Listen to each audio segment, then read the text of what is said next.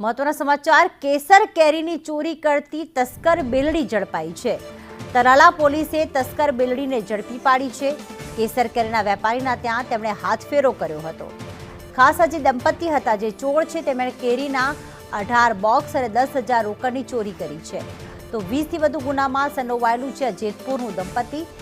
આરોપી રેખા અને દિલીપ સામે 22થી વધુ ગુના દાખલ કરવામાં આવ્યા છે, પણ હાલમાં તેમણે જે ચોરી કરી તે છે 18 બોક્સ કેસર કેરી અને 10,000ની રોકડ। રાકેશ પરણવા અમારી સાથે જોડાઈ ગયા છે। રાકેશ, આમ તો 22 ગુના તેમના પર નોંધાયેલા છે, પણ આ વખતે જે ચોરી કરી છે તેમણે તલાલામાં તે કેસર કેરીની ચોરી કરી છે। શું વિગતો? આ દંપતીએ કઈ કઈ જગ્યાએ હાથફેરો કરેલો છે?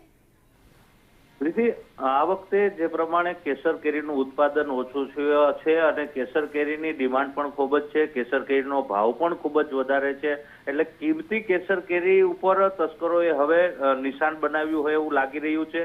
જેતપુરનું જે રેઠું તસ્કર છે, આ જે દિલીપ ફાણકુ શેખવા અને તેની પત્ની રેખાબેન ઉર્ફે ધમુબેન શેખવા, આ બંને રીઢા તસ્કરો છે। જેતપુર, વથલી સહિતમાં 22થી વધુ તેમની વિરુદ્ધ ગુનાઓ નોંધાયેલા છે। તાલાડામાં જે કેસર કેરીનો વેપાર કરવા માટે આવેલ કેશોદનો વેપારી છે તેની દુકાનમાં આ તસ્કરો એ ચોરી કરી હતી। સ્વિફ્ટ કાર લઈને આવ્યા હતા અને 18 બોક્સ કેસર કેરીના ચોર્યા હતા, ઉપરાંત 10,000ની રોકડ પણ ચોરી કરી ગયેલ।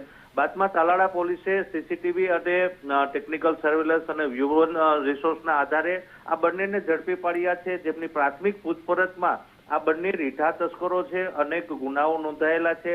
એટલે કહી શકાય કે જે કેસર કેરીની પણ તસ્કરી હવે થતા લોકોમાં પણ અચરજ જોવા મળી રહી છે। આભાર રાકેશ તમામ માહિતી માટે।